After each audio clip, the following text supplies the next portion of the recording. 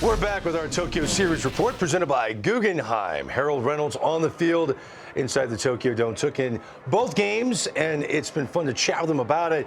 Dodgers win game 2, 6-3. Harold, good to see you, bud. All right, what did you make of the Shohei Ohtani homer?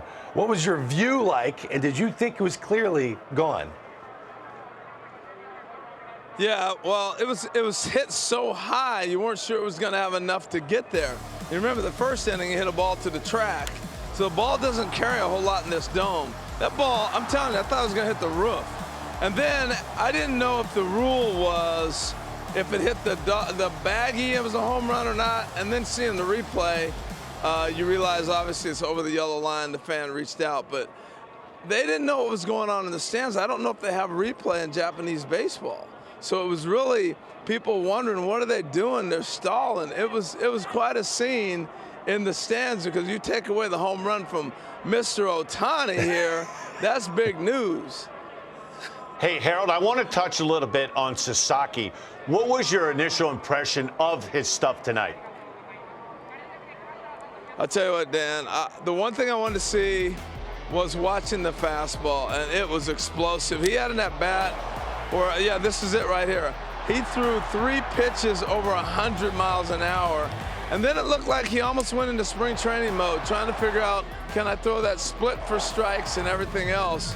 And he wasn't able to locate the split, and that's what got him in trouble. I thought they just went to the well on it too many times instead of just reaching back, challenging guys with the fastball. It was electric. They weren't catching up to it, and I thought they kind of got away from it. You know, I was telling Greg, when you look at Yamamoto and Sasaki, to me, Yamamoto is more experienced, more polished, and to me, I think there's huge upside long-term with Sasaki, but to compare the two pitchers right now is probably a little bit unfair. Your thoughts on that?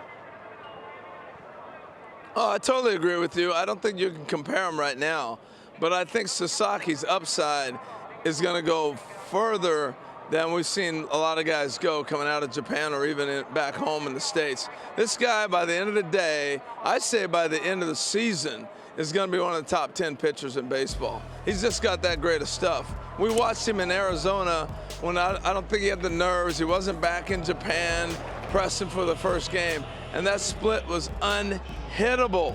And so when he's able to locate that fastball he had tonight and the split, I'm sorry, he doesn't need to throw anything else. He can tell him it's coming.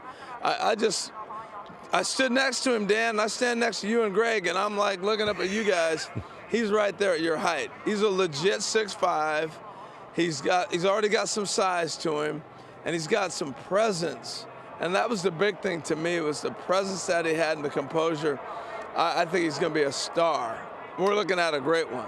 Dodgers won these 2 games without 2 huge stars, Freddie Freeman and Mookie Betts. There's another team that played in this Tokyo series, and that's the Chicago Cubs. Yeah, they're missing Nico Horner right now at second base, but up until Tucker got that double in the 9th inning, if you go 2 through 4, Seiya Suzuki, Tucker, and Bush, a combined 1 for 22 in these first 2 games. Is that a big deal to you, or do you think the Chicago Cubs are still going to be a force to be reckoned with in the NL Central?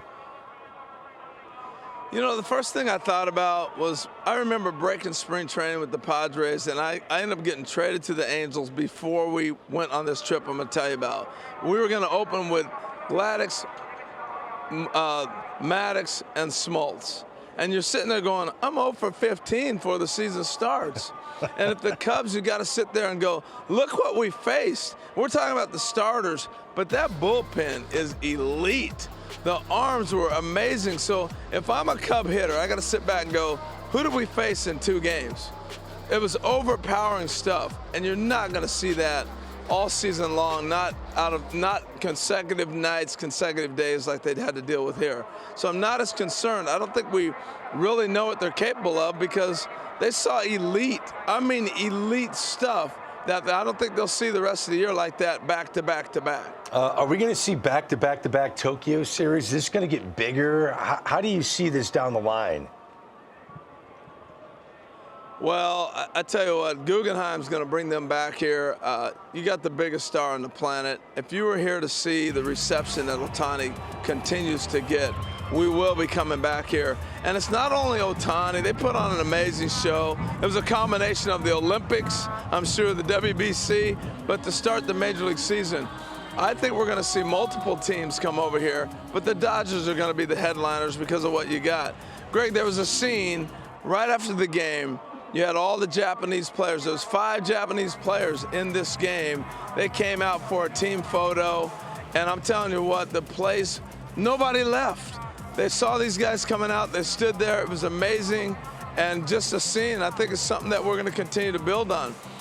And Japan is a baseball country, and we're not talking about, they don't have the NBA they're battling with, the NFL they're battling with. They dominate baseball. And so if you're a baseball organization like Major League Baseball, you have to invest where your product is a premium. And that's here in Japan. So yeah, I see us continually growing the game over here, growing the sport over here. This was as big as the World Series. They bring so many people in this place. So pretty amazing stuff. Harold, you've been on the ground there for a few days now. What was your feeling from the players? Did they enjoy the experience going from Arizona, making the trip to Japan? Did you feel like they enjoyed going to Tokyo? Yeah, they enjoyed it because they made it more than just coming over to play some baseball games. And so now they got to go back. The Cubs are going back to play 5 exhibition games. Imagine that, Dan. You tune it up, and now you got to go back and play exhibition games. And the Dodgers are getting ready to go back and play the Freeway Series. At least they got a little oomph in the Freeway Series playing in the 2 different stadiums. So it's going to be a little bit of a letdown. But I think at the end of the day and at the end of the season, and understanding where the sport has to go to and what they're doing here, the players fully got it. Okay, so on a scale of 1 to 10, 1 being we have to stay till 1:30 in the morning on a Friday night because the game went extra innings. That's a 1. 10 being the greatest experience you've ever had.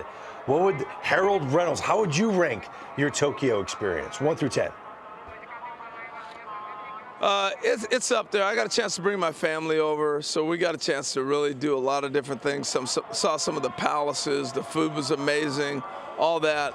But I would say I'd give it definitely a 9 or a 10. I mean, Greg, come on now, look at this. Is this a samurai That's sword? LaTroy Hawkins. That's Dexter Fowler.